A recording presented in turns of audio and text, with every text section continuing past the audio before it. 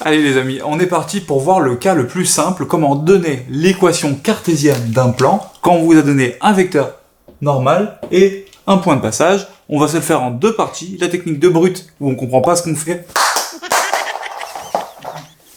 et on applique bêtement la formule du cours, et une technique où on comprend ce qu'on fait en utilisant un produit scalaire. On se fait ça tout de suite. Donc l'équation cartésienne d'un plan, elle s'affiche là, c'est une équation de la forme ax plus by plus cz plus d égale 0. Donc on sait que nous, on s'attend à avoir ax plus by plus cz plus d égale 0. Pour trouver les valeurs des nombres qui nous intéressent, a, b, c et d, on va utiliser deux choses. On va utiliser le vecteur normal et le point de passage. On se fait un petit dessin pour comprendre.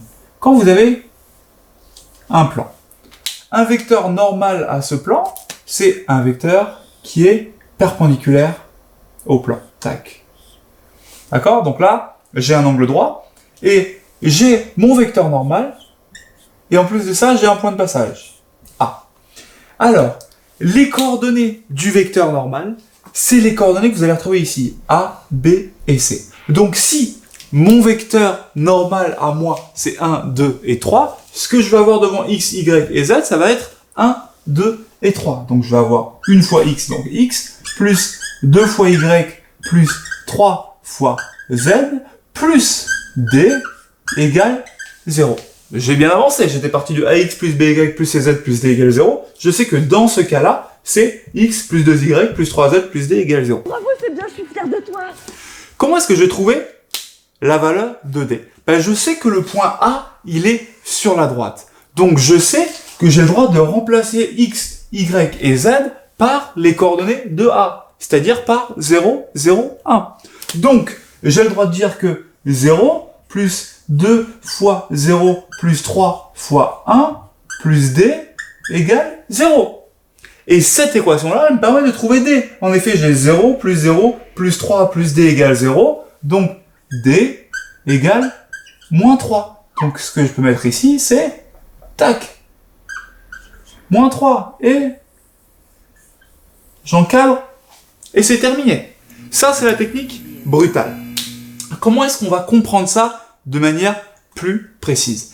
Eh bien, prenons un point M qui est quelque part sur ce plan. Et ce point M, on va l'appeler x, y, z. On va lui donner ces coordonnées là. Si le point M, il est sur le plan, ça veut dire que le vecteur AM, il est comment par rapport au vecteur N? Ben, si le point M, il appartient au plan, ça veut dire que les vecteurs AM et N sont perpendiculaires. En effet, le vecteur N, il est perpendiculaire au plan, donc il est perpendiculaire à tous les vecteurs de ce plan, notamment AM. Oui, sauf que AM, je peux calculer ses coordonnées. AM, ses coordonnées, c'est celle de M moins celle de A. Donc x moins 0, y moins 0, z moins 1.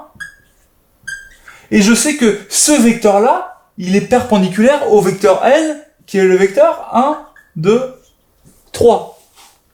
Oui, mais si ce vecteur-là et ce vecteur-là sont perpendiculaires, comment est-ce que je peux le caractériser? Quelle est l'opération qui me permet de savoir si deux vecteurs sont perpendiculaires?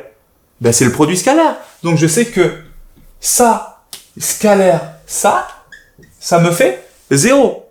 Et que du coup, x fois 1 plus y fois 2 plus z-1 fois 3 égale 0. Et si je développe, ça me fait x plus 2y plus 3z plus moins 1 fois 3, donc moins 3, égale 0. Et je retrouve bien ce que j'avais trouvé ici. Donc, vous voyez que dans le cas du plan, l'équation cartésienne, on la retrouve avec un produit scalaire, de la même manière que dans le cas de la droite, l'équation paramétrique, on l'a trouvée avec une collinéarité. On vous a mis des exercices en dessous, hein, j'ai vraiment envie que vous compreniez les deux techniques, parce que les deux servent au contrôle et que, en fonction de votre prof, vous allez être amené à utiliser plutôt celle-là ou plutôt directement celle-là. On vous a mis des exercices en dessous, à vous de jouer, vous êtes des champions.